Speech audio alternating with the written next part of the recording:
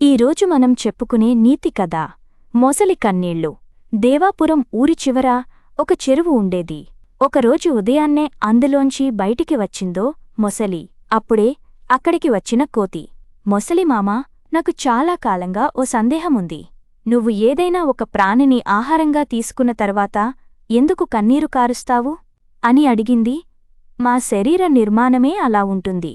మీ అందరిలా మాకు నోట్లో నాలుక ఉండదు. అందుకే మేము ఏ ప్రాణిని నోటితో పట్టుకున్నా ముక్కలుగా చేసి మింగేస్తాం. మీకు ఉన్నట్లు మాకు చెమట గ్రంథులు ఉండవు. మా జీర్ణ వ్యవస్థలోని కొన్ని రకాల వ్యర్థాలు కంటినుంచి ద్రవరూపంలో బయటికి వస్తాయి. దాన్ని చూసి అందరూ కడుపు నిండుగా తిని కన్నీరు కారుస్తున్నామనుకుంటారు అని చెప్పింది మొసలి. కాసేపటికి దూరం నుంచి నువ్వు ఎవరో తెలియడం లేదు, కాస్త దగ్గరకురా అంది మొసలి. వెళ్ళొద్దు అన్నయ్యా, వెళ్తే అది నిన్ను తినేస్తుంది అంది అక్కడే చెట్టుమీదున్న రామచిలుక. నీ గురించి నాకు బాగా తెలుసు మొసలిమామా అంటూ వెనక్కి కదిలింది కోతి. కాని ఒక్కసారిగా కోతి తోకను పట్టేసుకుందది. దానినుంచి తప్పించుకోవడానికి ఎంత ప్రయత్నించినా కోతి వల్ల కావడంలేదు. దాంతో రామచిలుక ఎగురుకుంటూ వచ్చి మొసలి కళ్లలో పొడిచింది.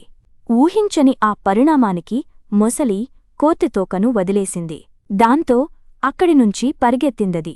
సమయస్ఫూర్తితో నా ప్రాణాలు కాపాడినందుకు ధన్యవాదాలు చిలకమ్మా అంది కోతి.